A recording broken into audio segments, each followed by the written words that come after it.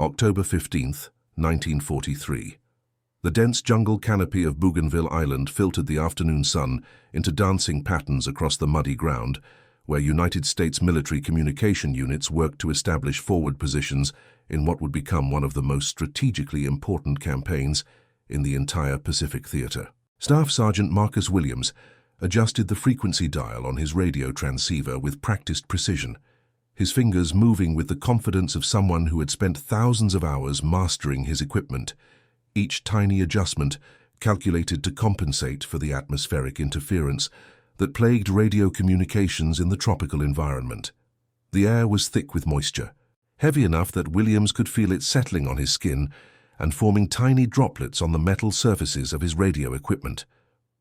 Around him, white officers discussed tactical positions and supply lines, occasionally glancing at the communications tent where Williams worked, their expressions suggesting they had little faith in what they dismissively called his cheap radio trick, a method they viewed as the technical equivalent of reading tea leaves or consulting fortune tellers. Before we dive into this story, make sure to subscribe to the channel and tell me in the comments where you are watching from. It really helps support the channel. What none of them understood, what their training and their assumptions prevented them from recognizing, was that within 72 hours, Marcus Williams would use that very technique to save over 200 lives, prevent a devastating assault that could have compromised the entire American position on the island, and fundamentally change how military communications would be conducted in the Pacific Theater for the remainder of the conflict. Marcus Williams had grown up in Augusta, Georgia, during the 1920s and 1930s, in a neighborhood where most black families worked as domestics, laborers, or in service industries with few opportunities for advancement, regardless of their abilities or ambitions. His father, Samuel Williams, worked as a telegraph operator for the railroad company, one of the few professional positions available to black men in that era and place.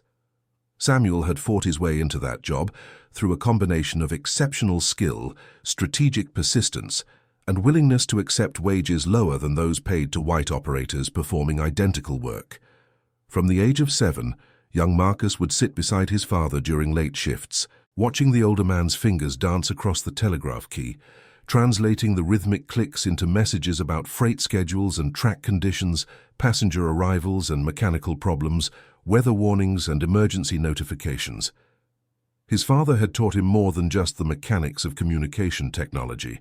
He had taught him that information, delivered at the right moment to the right person, could mean the difference between life and death, profit and loss, success and failure.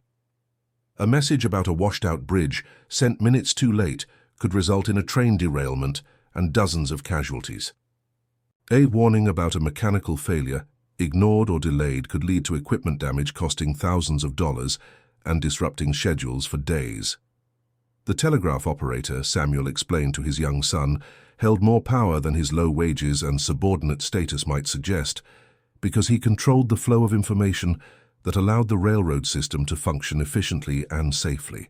By the time Marcus was 14 years old, he could decode Morse code faster than men with 20 years of experience, and he had developed an almost supernatural ability to hear patterns within patterns, to detect the subtle variations in signal strength and timing that most operators missed entirely.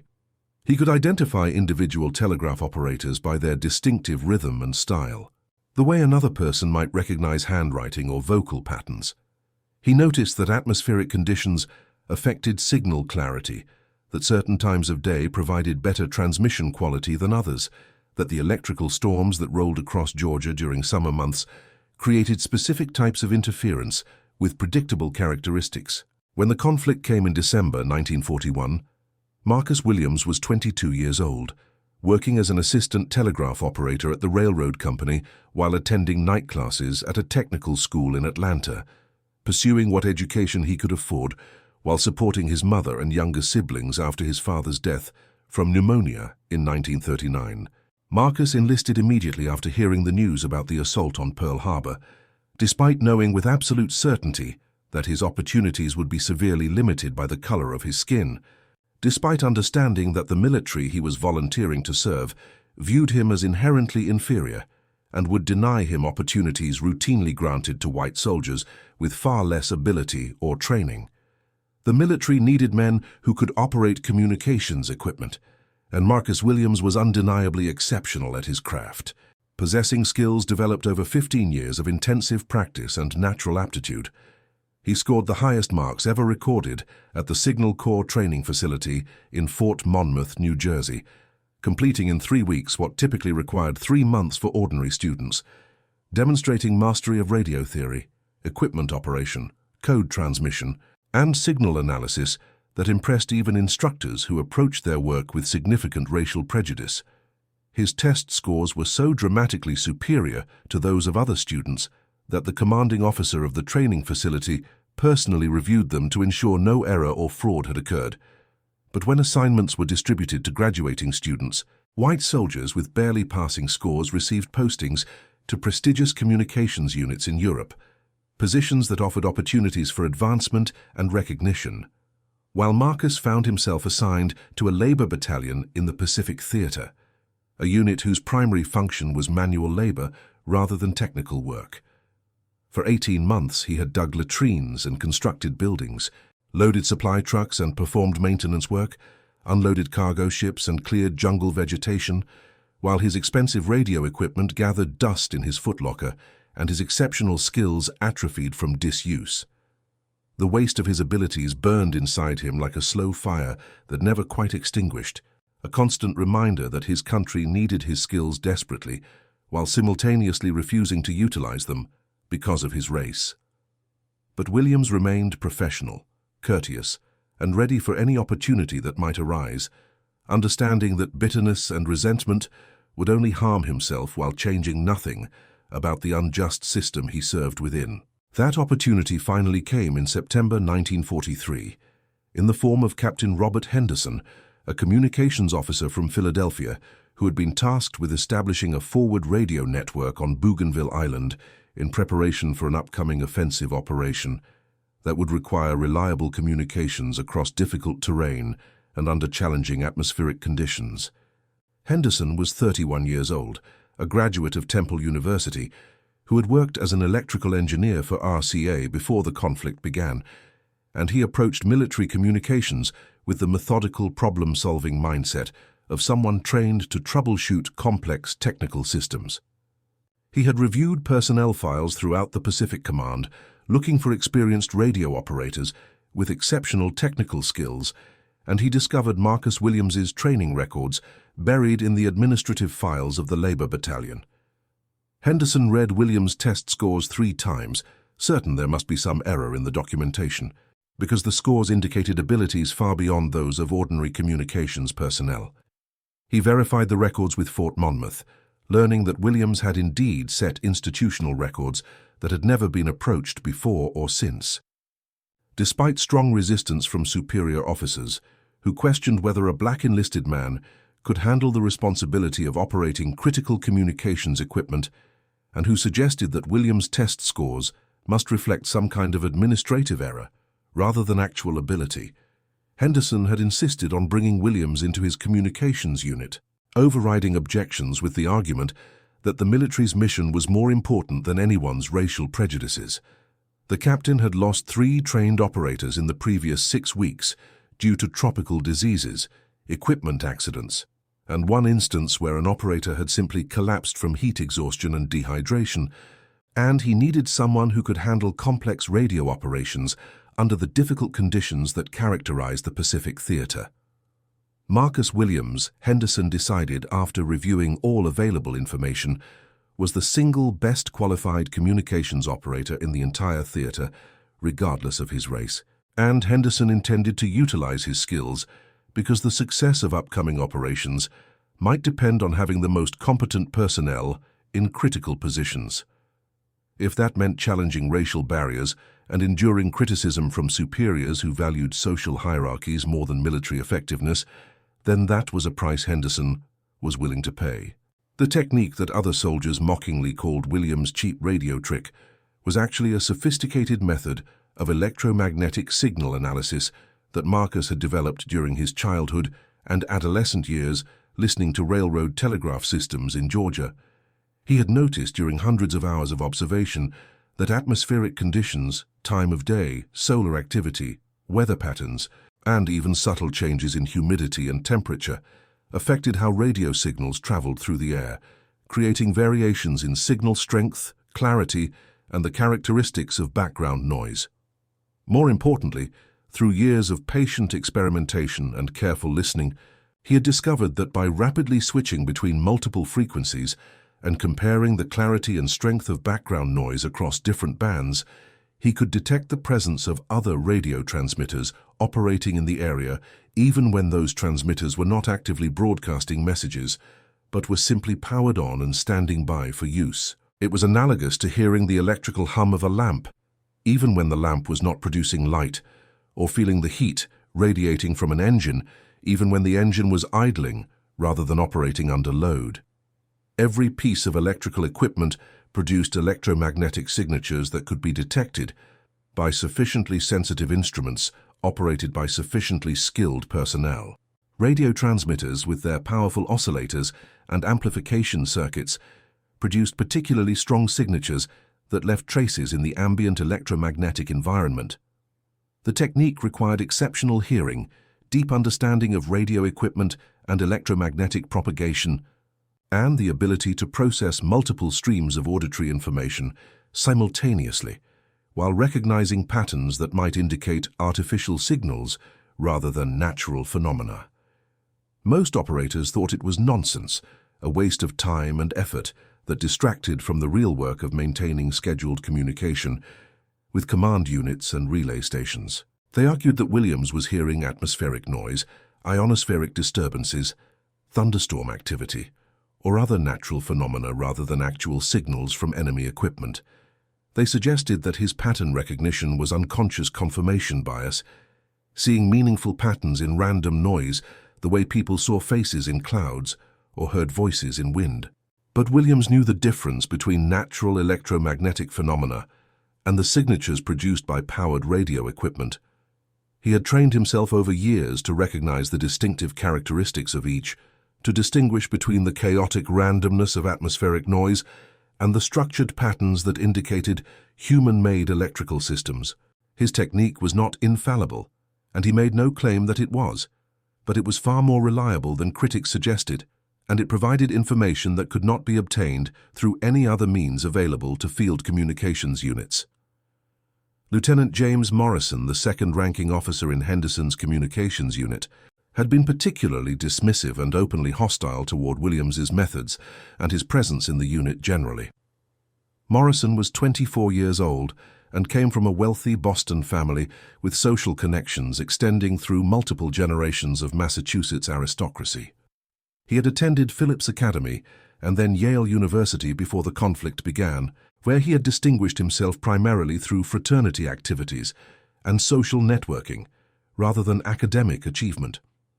He viewed military service as a temporary and somewhat annoying interruption to his inevitable career in his father's prestigious law firm, where his last name and social connections would guarantee success regardless of his actual abilities or work ethic. Morrison had very specific and deeply held ideas about the natural hierarchy of human beings, ideas formed through privileged upbringing in environments that sheltered him from perspectives that might challenge his assumptions. The notion that a black enlisted man might possess skills or knowledge superior to his own was fundamentally incompatible with Morrison's understanding of how the world operated and what his place within it should be. During William's first week working in the communications tent, Morrison had made his opinions abundantly clear through a carefully orchestrated series of small cruelties and casual insults designed to remind Williams of what Morrison considered his proper place in the social order. He questioned Williams's reports with exaggerated skepticism, suggesting that equipment readings might be misinterpreted by someone with insufficient education. He double-checked Williams' equipment settings ostensibly to ensure proper operation, but actually to demonstrate his authority and Williams' subordinate status. He made jokes about jungle superstitions and primitive intuition whenever Williams mentioned detecting unusual signal patterns, implying that Williams was relying on some kind of racial mysticism rather than genuine technical skill. He assigned Williams additional duties unrelated to communications work, tasks like cleaning equipment or organizing supplies that could have been performed by anyone, but that Morrison specifically assigned to Williams as demonstrations of power and reminders of hierarchy. The harassment was never quite severe enough to warrant formal complaint, but it was constant and wearing, designed to make Williams' work environment as unpleasant as possible, without crossing lines that might attract official attention or disciplinary action. But Captain Henderson had spent enough time in actual combat situations to know that survival in mechanized modern conflict depended far more on competence and accurate information than on maintaining comfortable social hierarchies or validating pre-existing assumptions about human worth. He had watched supposedly superior soldiers fail catastrophically when confronted with situations their training had not prepared them for, while supposedly inferior personnel displayed resourcefulness and capability that exceeded anything their records might have predicted. Henderson had grown up on a farm in rural Pennsylvania, where his family's livelihood depended absolutely on understanding animals, weather patterns, soil conditions, and the hundreds of subtle signs that indicated when crops needed attention or machinery required maintenance or storms were approaching. He understood through direct experience that some people possessed an almost intuitive grasp of their craft that went beyond textbook knowledge or formal credentials, a deep understanding that came from years of patient observation and practice. His father could predict weather changes hours before they occurred by observing cloud formations, animal behavior, and changes in atmospheric pressure that he felt rather than measured. His mother could diagnose livestock illnesses through subtle changes in behavior or appearance that veterinarians often missed. Henderson had learned early that genuine expertise often resided in unexpected places, and that wise leaders paid attention to people who demonstrated competence, regardless of whether that competence fit comfortable assumptions about who should possess it. Marcus Williams, Henderson believed after observing the sergeant work for several weeks, was one of those people who possessed genuine mastery of his craft, the kind of deep understanding that could not be faked or simulated. So when Williams submitted a formal report on the evening of October 17th, describing unusual signal patterns he had detected during routine frequency analysis, Henderson read it carefully 3 times and asked detailed questions to understand exactly what Williams was claiming to have detected, even though Lieutenant Morrison visibly rolled his eyes and suggested with barely concealed contempt that they had more important matters to attend to than chasing phantoms based on superstitious pattern recognition. Williams had been conducting his frequency analysis routine beginning at 2100 hours that evening, systematically switching through frequency bands and listening with intense concentration to the quality and characteristics of background static on each channel, recording his observations in a detailed log that documented signal strength, clarity, and any unusual patterns that might indicate artificial rather than natural sources. He worked methodically through the shortwave bands, adjusting his receiver sensitivity and fine-tuning filters to isolate specific characteristics of the signals he heard. On most frequencies, he detected exactly what he expected to hear based on atmospheric conditions and time of day. The normal crackling hiss of atmospheric noise that sounded like rainfall or frying bacon, the distant pop and whistle of thunderstorms hundreds of kilometers away over the ocean, where electrical discharges sent electromagnetic pulses racing through the atmosphere, the occasional flutter and fade of ionospheric disturbance, as layers of ionized particles in the upper atmosphere shifted and changed in response to solar radiation and magnetic field variations. These were the familiar sounds of the natural electromagnetic environment, patterns Williams had learned to recognize and interpret through years of experience. But on 3 specific frequencies between 4 and 6 megahertz, frequencies that Japanese forces were known to favor for tactical communications based on intelligence reports Williams had read, he detected something qualitatively different from natural phenomena. The background noise on these specific frequencies had a structured quality to it, a subtle but unmistakable rhythmic variation that suggested the presence of radio equipment operating in standby mode rather than truly random atmospheric noise. Natural electromagnetic noise is genuinely chaotic and unpredictable, varying constantly, in response to innumerable factors that can never be fully controlled or anticipated. But the signals Williams detected had regularity to them, a periodicity that indicated artificial origin rather than natural phenomena.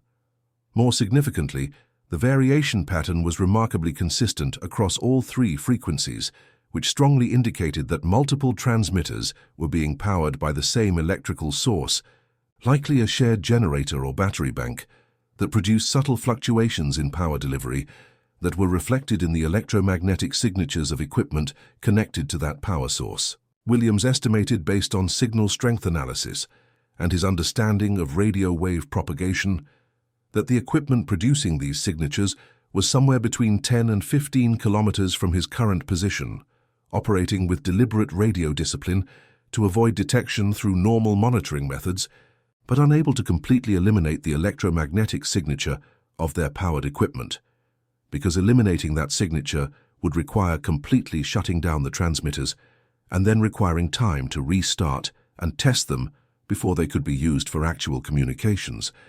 Henderson studied the detailed written notes Williams had prepared, describing the signal characteristics, the specific frequencies where anomalies had been detected, the estimated distance and direction based on signal strength analysis, and the confidence level Williams assigned to his conclusions.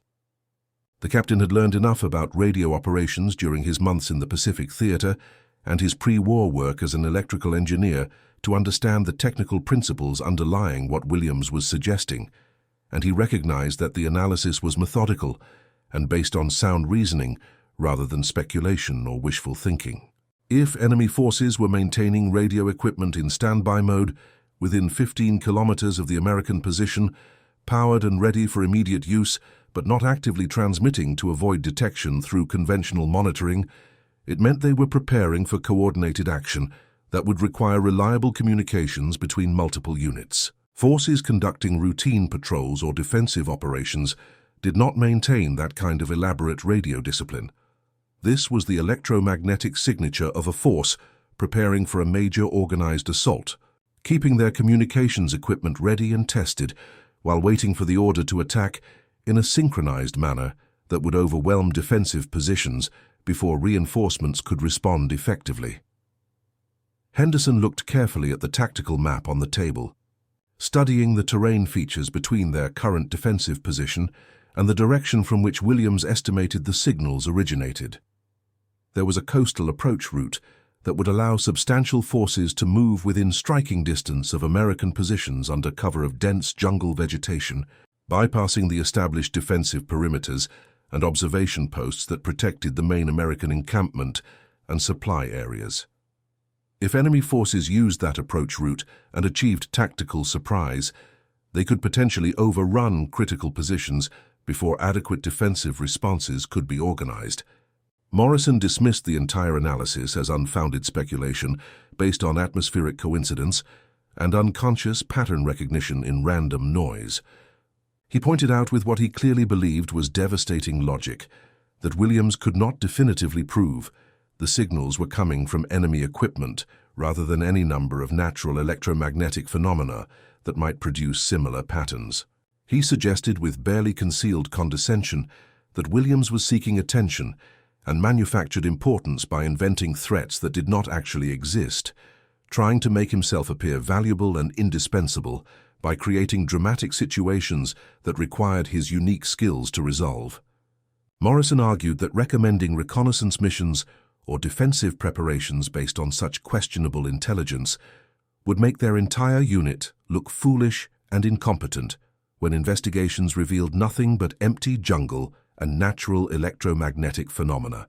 He implied that Henderson's judgment was being compromised by misplaced progressive sentiments about racial equality that prevented him from recognizing Williams' analysis for the wishful thinking it obviously represented. Henderson listened to Morrison's objections patiently, then asked Williams directly whether he was completely certain about his analysis and what confidence level he would assign to his conclusions.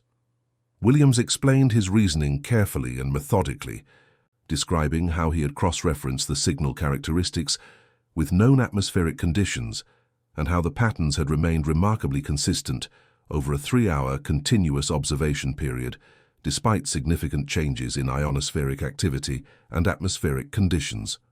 Natural phenomena would have varied significantly with the changing conditions, their patterns shifting and evolving in response to atmospheric changes, but these signals maintain their structured pattern with only minor variations regardless of atmospheric changes.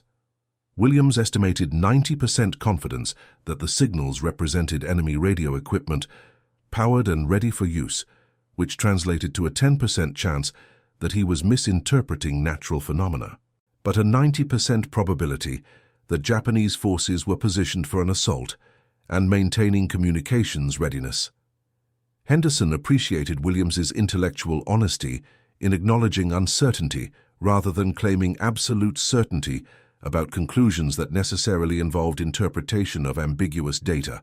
Henderson made his decision immediately after finishing his conversation with Williams.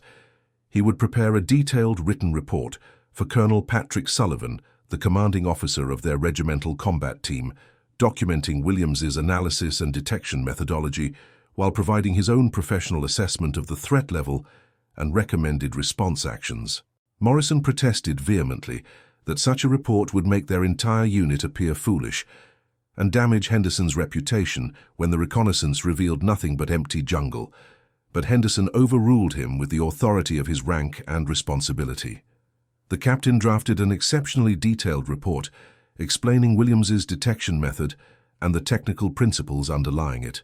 His own assessment of Williams's competence and reliability based on weeks of direct observation, the confidence level Williams assigned to his conclusions, and the potential tactical implications if the analysis proved correct.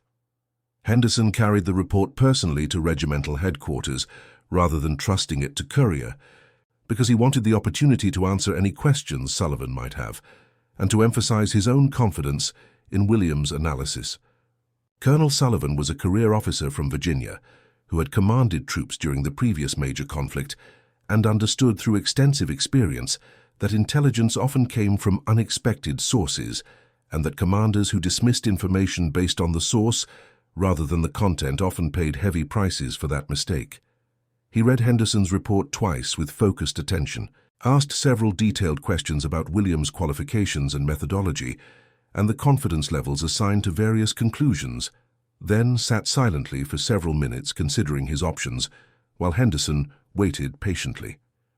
Sullivan understood that approving reconnaissance based on this intelligence involved significant risk, not just the obvious physical danger to the personnel who would conduct the reconnaissance patrol, but also professional risk to himself if the intelligence proved incorrect and he had diverted resources based on questionable analysis from a black enlisted man using unconventional methodology that most experts would dismiss as pseudoscience. But Sullivan was also acutely aware that dismissing potentially valid intelligence because it came from an unexpected source or used unconventional methods might result in catastrophic surprise and significant casualties that could have been prevented.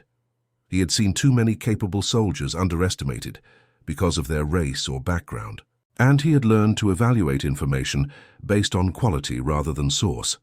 Sullivan authorized the reconnaissance mission after careful deliberation.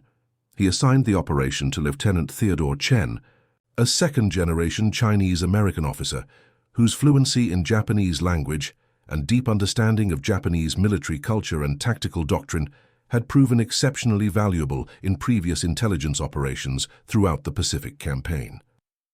Chen was 26 years old, the son of immigrants who had built a successful import business in San Francisco before the conflict, and he had volunteered for military service despite facing discrimination that questioned whether Americans of Asian descent could be trusted with sensitive military assignments.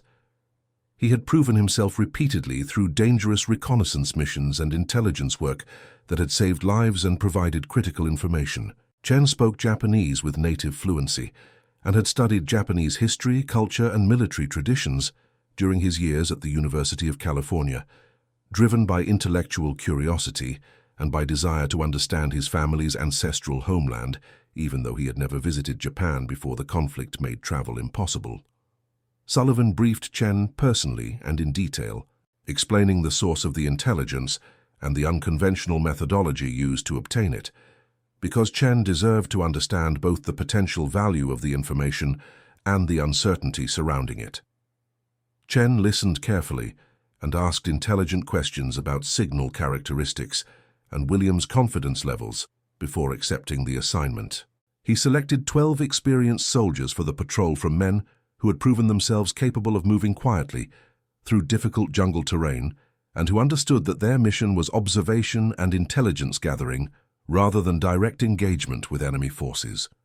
Chen received an exceptionally detailed briefing from both Henderson and Williams, studying maps and terrain photographs to understand the most likely location of the detected signals and the probable approach routes enemy forces might use if they were preparing for an assault.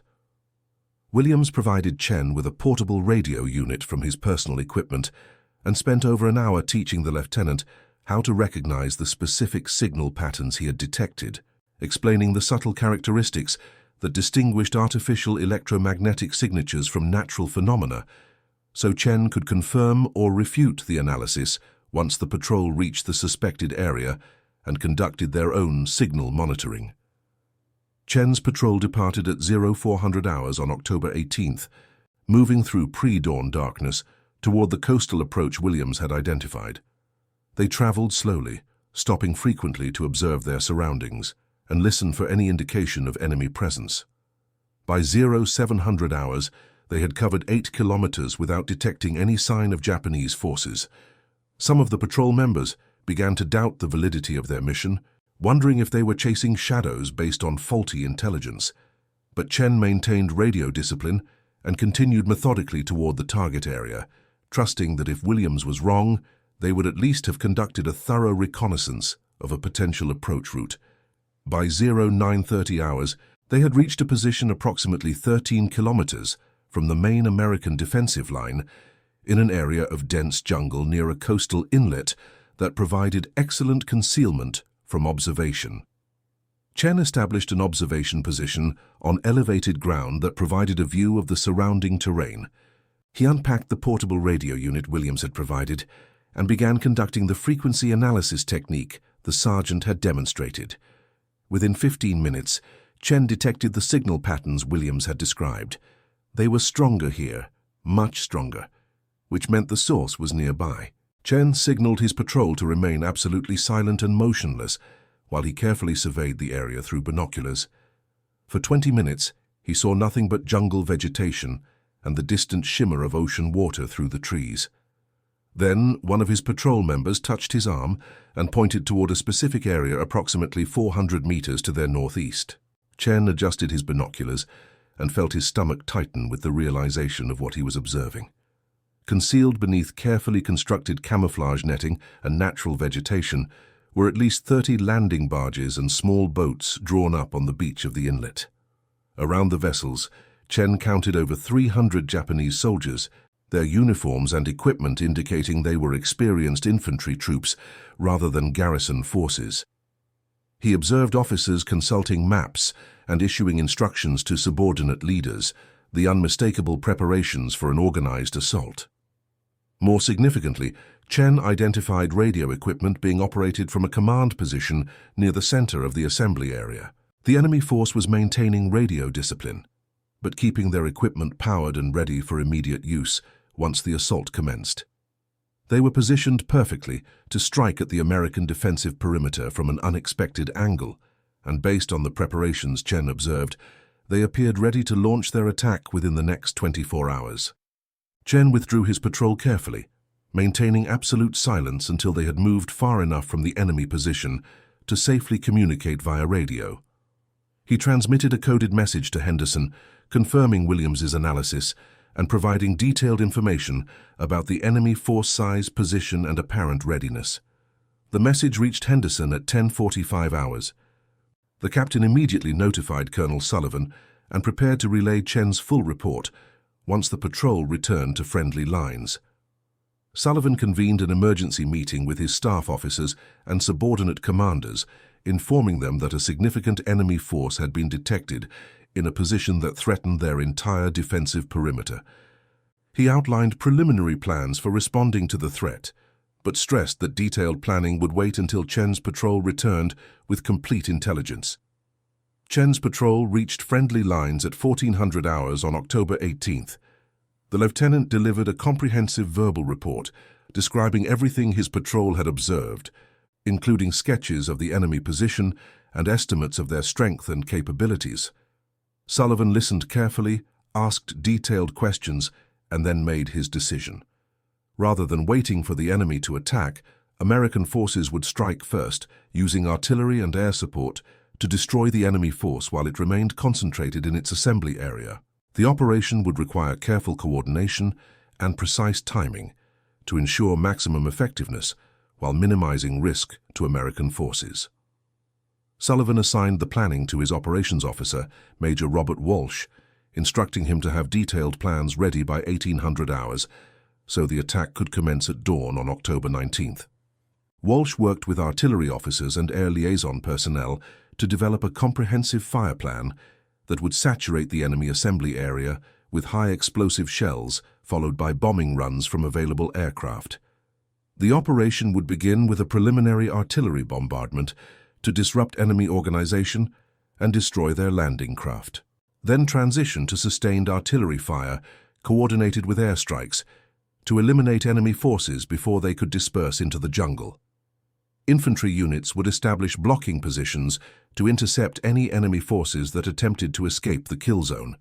The entire operation depended on the accuracy of Chen's reconnaissance and the validity of Williams's original analysis. If the enemy force was not where Chen reported, or if they moved before the attack commenced, the entire effort would be wasted and the American position would remain vulnerable to assault from an unknown direction. Sullivan approved Walsh's plan and issued orders to all subordinate units. Artillery batteries began preparing ammunition and calculating firing data based on the coordinates Chen had provided. Air liaison officers coordinated with bomber squadrons and fighter units to ensure aircraft would be available at the specified time. Infantry companies moved into blocking positions during the night, traveling through darkness to avoid alerting enemy forces to American activity. By 0500 hours on October 19th, everything was ready. Artillery crews stood beside their guns, ammunition prepared and firing data confirmed. Pilots sat in their cockpits conducting pre-flight checks and reviewing their target information.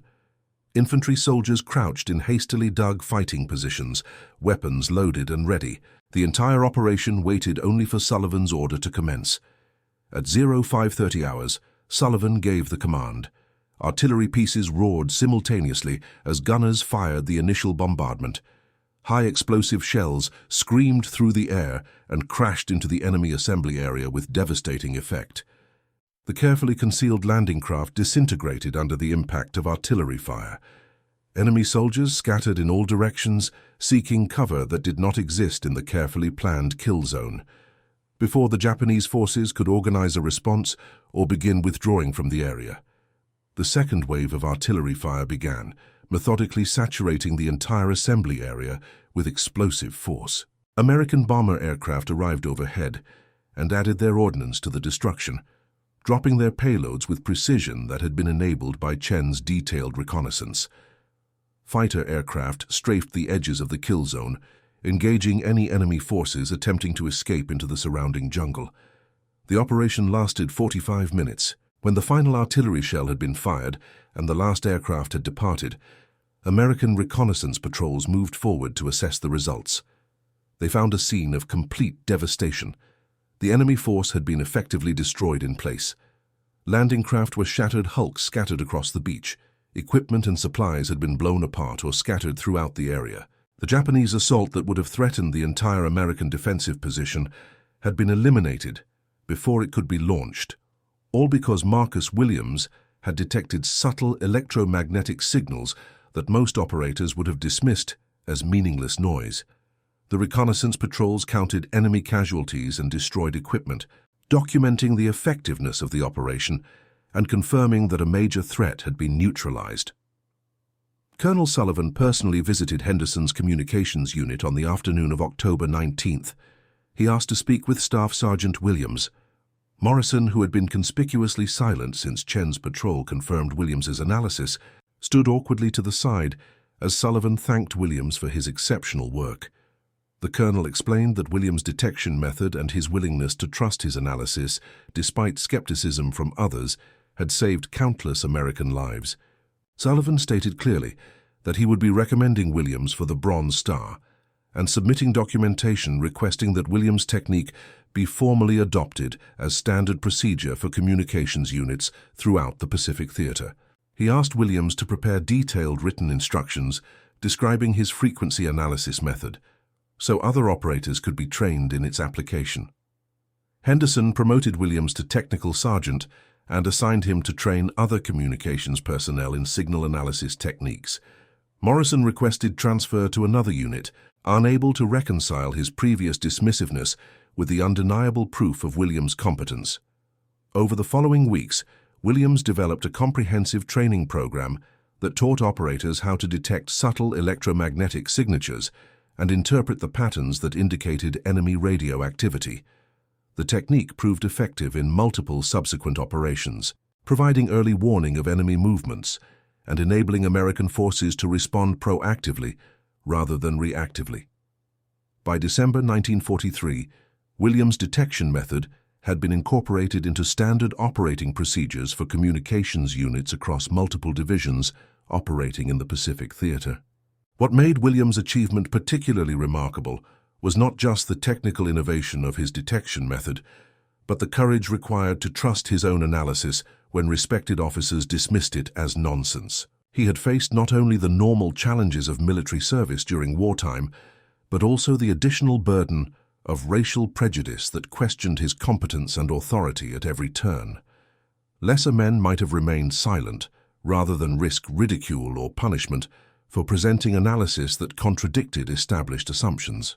But Williams had understood that the lives of his fellow soldiers depended on accurate intelligence, and he had been willing to endure mockery and dismissal because the potential consequences of remaining silent were unacceptable to him. His father had taught him that information delivered at the right moment could mean the difference between life and death, and Williams had honored that lesson, even when doing so required challenging officers who outranked him and who viewed him as inherently inferior. Captain Henderson wrote multiple commendations for Williams and repeatedly recommended him for officer candidate school, arguing that the military needed to utilize Williams' exceptional abilities more effectively. The recommendations were declined each time, with explanations that focused on quotas and appropriate placement rather than openly acknowledging the racial barriers that prevented talented black soldiers from advancing, regardless of their demonstrated competence. Henderson found the situation frustrating and unjust, but Williams accepted it with the same steady professionalism he brought to all his work. He understood that he could not change the entire military system, but he could continue doing his job with excellence and training other operators to use the techniques he had developed. If his work saved lives and helped bring the conflict to a successful conclusion, that would have to be sufficient reward. Over the following 18 months, Williams and the operators he trained detected enemy preparations for major operations on 6 separate occasions. Each time, American commanders were able to respond preemptively, disrupting enemy plans before they could be executed and saving countless lives in the process.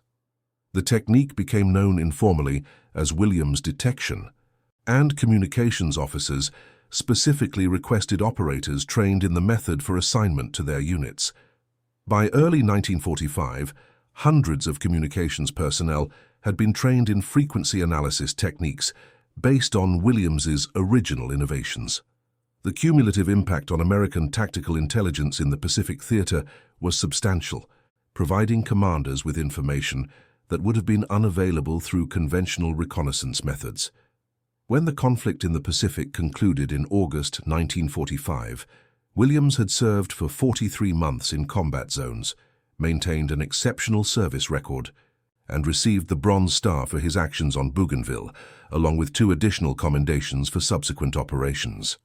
He returned to the United States in November 1945 and was discharged with the rank of technical sergeant. Henderson wrote a personal letter of recommendation describing Williams's abilities and achievements, encouraging him to pursue advanced education in communications, engineering, or electronics. Williams used his military benefits to attend technical college in Atlanta, graduating with honors in 1949 with a degree in electrical engineering. He spent 35 years working for a telecommunications company, eventually becoming a senior design engineer responsible for developing innovative communication systems. Captain Henderson remained in contact with Williams for over 4 decades after the conflict ended. The two men maintained a correspondence that evolved into genuine friendship, despite the social barriers that typically prevented such relationships between black and white Americans during that era. Henderson's respect for Williams' abilities and character had transformed his understanding of racial issues, and he became an advocate for integration and equal opportunity in both military and civilian contexts. He often told the story of Williams's detection method and the lives it had saved, emphasizing that talent and competence were distributed without regard to race or social status. Henderson retired from the military as a colonel in 1962 and spent his retirement years working with civil rights organizations in Philadelphia, always citing his experience with Marcus Williams as the catalyst for his commitment to racial justice. Lieutenant Morrison's career followed a very different trajectory. After transferring away from Henderson's unit, he served without particular distinction for the remainder of the conflict. He returned to Boston and joined his father's law firm as planned, but he never achieved the success his family expected.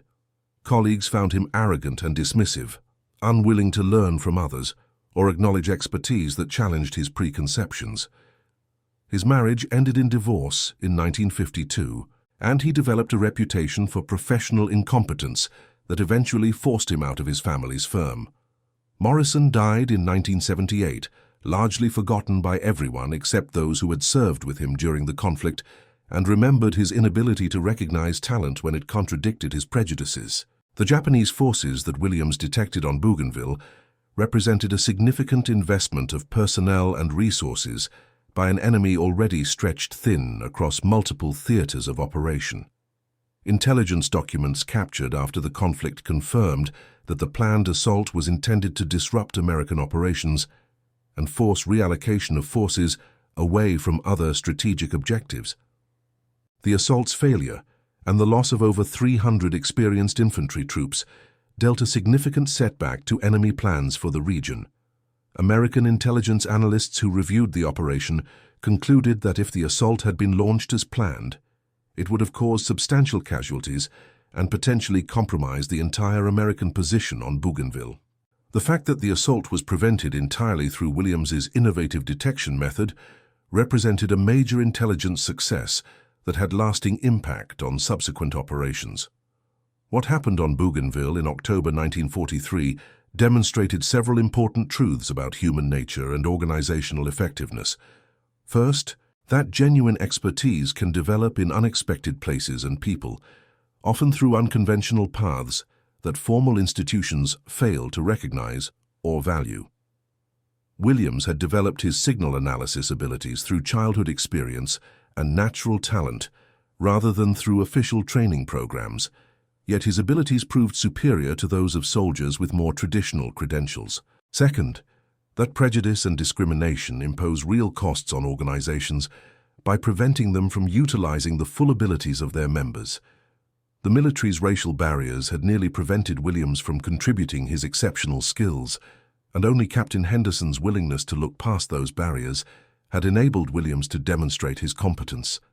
Third, that courage sometimes means trusting your own analysis even when respected authorities dismiss it, because the consequences of remaining silent may be worse than the personal cost of speaking up.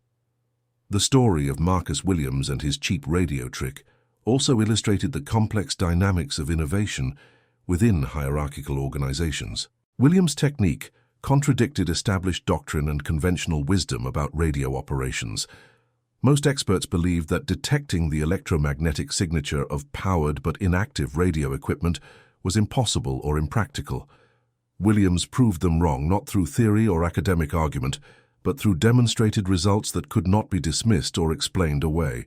His innovation succeeded because one officer, Henderson, was willing to listen and take it seriously despite skepticism from others. Organizations that create space for unconventional ideas and that evaluate proposals based on evidence rather than the social status of their proponents are more likely to benefit from genuine innovation. Organizations that dismiss ideas based on the race, rank, or background of the person presenting them waste opportunities and suffer consequences they could have avoided. Technical Sergeant Marcus Williams never sought recognition or fame for his achievements. He viewed his work during the conflict as simply doing his job to the best of his abilities, the same approach he had learned from his father working on railroad telegraph systems in Georgia. The men whose lives he saved never knew his name or understood the role his detection method played in preventing enemy assaults. But Henderson knew, and Sullivan knew, and the hundreds of communications operators who learned Williams' techniques knew. They carried that knowledge forward through their own careers, passing it to subsequent generations of military communications personnel. The principles Williams discovered about electromagnetic signal analysis eventually influenced civilian applications in fields ranging from radio astronomy to electronic intelligence gathering to cellular telephone network design. His innovations, born from childhood curiosity and refined through patient observation, had impact far beyond that October day on Bougainville when he detected the subtle electromagnetic whisper of enemy preparations. By the time Williams died in 2006 at the age of 84, the racial barriers that had constrained his military service had largely been dismantled. The United States military had become one of the most racially integrated institutions in American society, with black officers serving at the highest ranks and with their competence and authority accepted without question. Williams had lived long enough to see the changes he had quietly helped bring about, not through dramatic confrontation, but through consistent excellence that could not be denied even by those who wished to dismiss it. His children and grandchildren served in a military that judged soldiers by their abilities rather than their skin color, and they benefited from opportunities that had been denied to their father and grandfather. Williams considered that progress more important than any medal or recognition he had received during his own service. Henderson delivered the eulogy at Williams' funeral in Atlanta. The old colonel, now in his 90s and walking with difficulty, spoke about the young sergeant who had saved hundreds of lives with innovation and courage. He described how Williams had changed his own understanding of human potential and racial justice. He explained that knowing Marcus Williams had made him a better officer and a better person, and that he considered their friendship one of the great privileges of his long life. Henderson died 6 months later, leaving instructions that he be buried with the Bronze Star citation he had written for Williams in 1943, a reminder of the moment when one man's talent and another man's willingness to recognize it had combined to make a difference that echoed through the decades that followed. The telecommunications company where Williams spent his civilian career established a scholarship in his name, providing financial support for minority students pursuing degrees in electrical engineering and communications technology.